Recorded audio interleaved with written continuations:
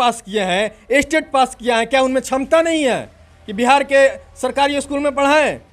आप में क्षमता है कि आप पूरे बिहार को चला लीजिएगा? प्रधानमंत्री ये बिहार के किसी भी कोने से विधायकी का चुनाव लड़ लें, और नहीं अगर इनमें क्षमता है लड़ने का, प्रधानमंत्री बनने के जिला में कोई भी विधानसभा सीट से, कोनो विधानसभा, 7 विधानसभा का सीट है, आकर चुनाव लड़ लें और जीत जाए, हम इनको प्रधानमंत्री का, इनमें जब विधायक बनने का क्षमता नहीं है, पिछले दरवाजे से एमएलसी बनकर और मुख्यमंत्री का चेहरा बने हुए हैं, मुख्यमंत्री बने हुए हैं, क्षमता नहीं है और ये चले हैं प्रधानमंत्री बनने।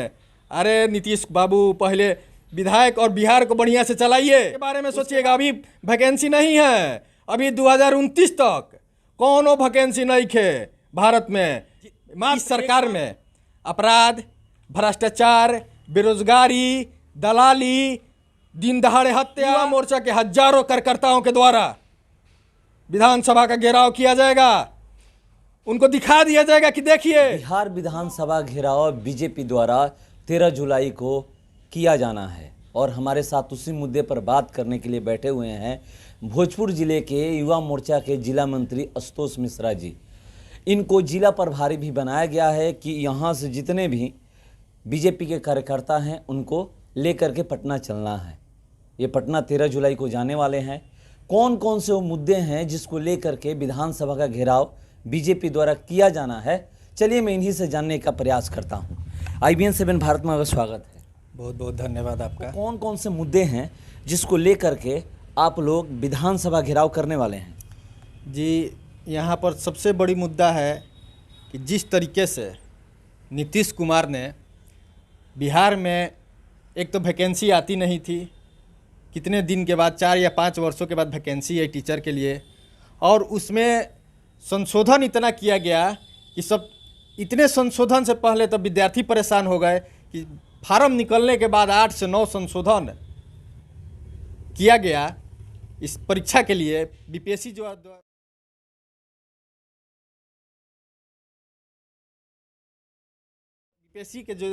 के द्वारा जो आधारित परीक्षा है टीचर वैकेंसी के लिए, और उसके बाद आप डोमिसाइल नीति, जो सबसे बड़ी आत्मघात की है बिहार के युवाओं के लिए, तो सबसे बड़ी आत्मघात है डोमिसाइल नीति। डोमिसाइल नीति लगाकर नीतीश कुमार और तेजस्वी यादव जी ने बिहार के लाखों युवाओं और लाखों शिक्षकों को पैर में कुल्हाड़ी मारने का काम किया है। ये दमनकारी नीति लगाकर, डोमिसाइल नीति जिसे हम कह रहे हैं, बिहार के लाखों छात्रों का भविष्य अंधकार में चला गया है।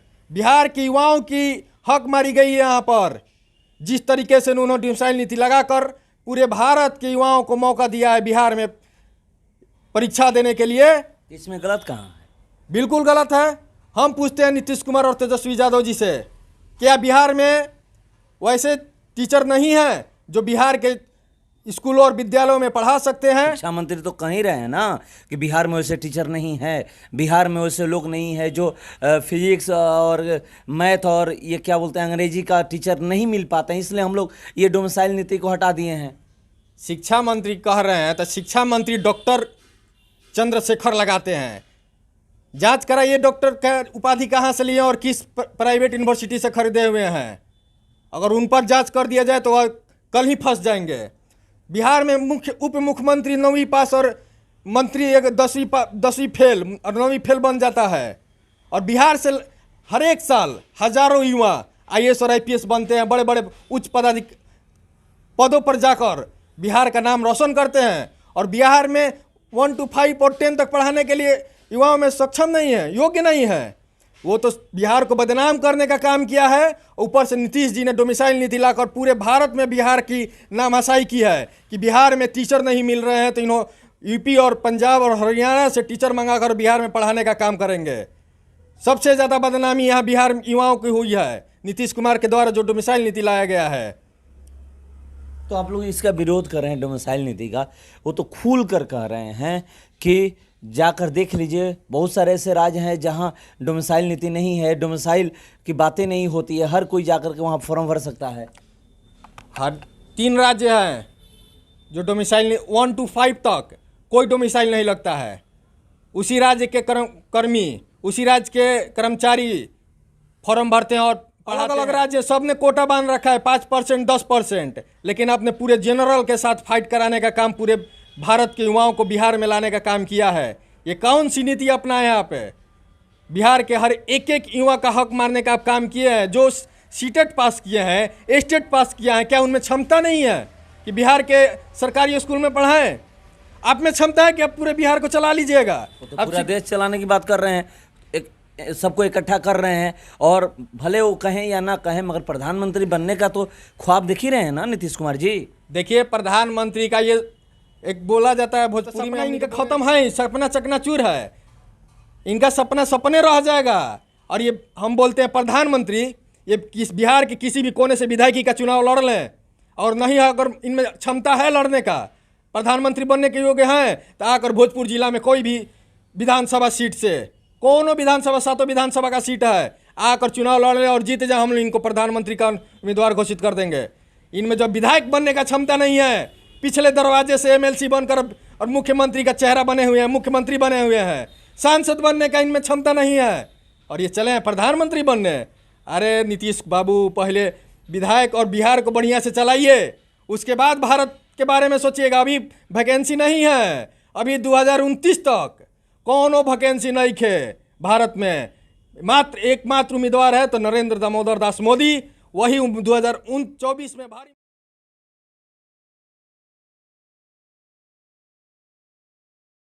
से, भारी बहुमत से भाजपा का सरकार बनाएंगे, फिर 2029 में भी बनाएंगे। और आप देखते के सपना देखते के देखते रह जाइएगा।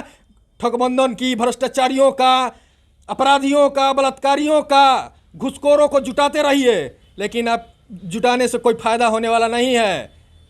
आप कभी प्रधानमंत्री के उम्मीदवार नहीं बन सकते हैं, ना बनिएगा जिंदगी में। आप रोजगार की बात किए कि कोई वैकेंसियां नहीं आती थी। अगर बिहार की बात की जाए तो पिछले साल अगस्त में ही महागठबंधन की सरकार बनी है, उससे पहले तो एनडीए की सरकार थी। सवाल तो आप ही लोग पे नहीं उठेगा कि वैकेंसियां तो आप ही लोग नहीं निकाल रहे थे? बिल्कुल बिल्कुल, सवाल आपका जायज़ है। एनडीए आत्मनिर्भर बनाने का काम किया है, लाखों युवाओं को प्रशिक्षित किया है। एनडीए के द्वारा लाखों युवा प्रशिक्षित हुए हैं। प्रधानमंत्री कौशल विकास योजना के तहत हर एक प्रखंड पंचायत में आप पता कर सकते हैं, कौशल विकास योजना के तहत हजारों हजार युवाओं को ट्रेनिंग दिया गया है। और आज जाकर वो कहीं भी अपना कारखाना या कुछ भी आप आत्मनिर्भर बनकर अपने उस योग्य बन जाते हैं कि वो सक्षम हो जाते हैं अपने परिवार का पालन पोषण करने का। लेकिन जिस तरीके से तेजस्वी जी और बोले थे कि हमारी सरकार आती है तो हम 10 लाख बहाली देंगे, अब 10 लाख क्या 1 लाख भी बहाली नहीं दी, 1 लाख भी नहीं, 1,70,000 तो 1,70,000 तो पूरा है। हाँ। मात्र 70,000 125 में है, मात्र 70,000, और जिसमें आप पूरे भारत के युवाओं को भोज दे दिया है कि आइए 40% पे ना फाइट करेंगे, जो आरक्षण उनको नहीं मिलेगा। ये कहा गया है कि जितने भी आरक्षित सीट है उस पर वो फाइट नहीं करेंगे, सिर्फ 40% जो जनरल है उसी पे वो फाइट करने वाले हैं। 50% महिलाओं के लिए आरक्षित है, 50% पे सभी, और उसमें ओबीसी, एससी, एसटी सभी जाति के समुदाय के लोग हैं, बिहार के सब हैं। हम इस पर कुछ नहीं बोलेंगे। जनरल का कितना सीट है आप निकाल कर दिखा दीजिए, 12,000 में पूरे युवाओं को, पूरे देश के, तो यहाँ के जनरल क्या करेंगे? आप कौन सी राजनीति कर रहे हैं? आप भी तो सीटेट पास हैं, क्या आप फॉर्म भरे हैं?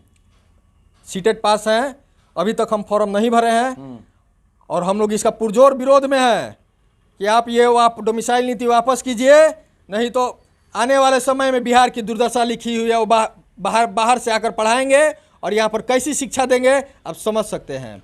इसके कौन कौन से मुद्दे जो हैं उसको लेकर के आप लोग विधानसभा घेराव करने वाले हैं? मुद्दा तो अनगिनत है, अब गिनवा नहीं सकते हैं कि जो इस सरकार में अपराध, भ्रष्टाचार, बेरोजगारी, दलाली, दिन दहाड़े हत्या, ये हजारों मुद्दाएं हैं नीतीश कुमार के सामने, लेकिन एक भी मुद्दा को फेस नहीं कर पा रहे हैं, एक भी मुद्दा का खत्म नहीं कर पा रहे हैं। तो यहाँ पर ये सारी मुद्दाओं को लेकर 7 जुलाई को गांधी मैदान से लेकर विधानसभा तक, सड़क से लेकर सदन तक, भारतीय जनता पार्टी के नेतृत्व में युवा मोर्चा के हजारों कार्यकर्ताओं के द्वारा विधानसभा का घेराव किया जाएगा। उनको दिखा दिया जाएगा कि देखिए युवा मोर्चा के कार्यकर्ता और भारतीय जनता पार्टी, अगर आप मनमानी करेंगे राजशाही करेंगे, बिहार के युवाओं को दबाने का काम करेंगे, उनकी हक मारने का काम करेंगे, तो आपको भारतीय जनता पार्टी का एक एक युवा ईंट से ईंट बजा कर रख देगा। उसका जवाब दिया जाएगा।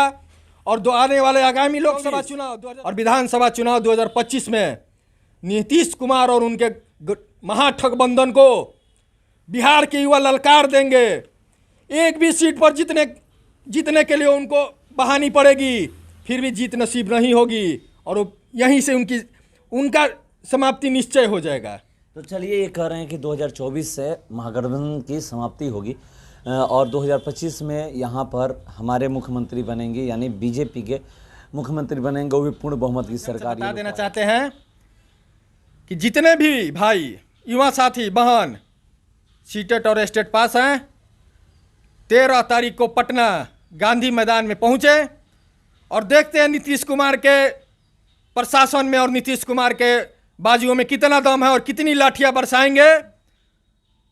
हम लाठी खाने के लिए भी तैयार हैं। आप लाठी बरसाने के लिए तैयार रहिए, हम खाने के लिए तैयार रहेंगे, लेकिन छोड़ेंगे नहीं नीतीश बाबू आपको। बिहार के युवा आपको छोड़ेंगे नहीं। बिहार के युवा ईंट से ईंट बजा देंगे आपकी ठगबंदर और जो कि सरकार बना रखे और मनमानी चला रहे हैं। तो अब जितने भी युवा साथी हैं बिहार और भोजपुर जिला से जितने भी हैं, आप गांधी मैदान 13 जुलाई को पहुँचे और मजबूती के साथ खड़े होकर अपनी लड़ाई और अपनी ताकत दिखाने का काम करेंगे। बहुत बहुत धन्यवाद। तो देखिए, ये कह रहे हैं कि 13 जुलाई को ऐलान किया गया है कि बीजेपी द्वारा विधानसभा का घेराव करना है। पटना के गांधी मैदान से चल करके विधानसभा घेराव करने के लिए बीजेपी के जितने भी कार्यकर्ता हैं वो जाएंगे और सरकार का विरोध करेंगे। चलिए।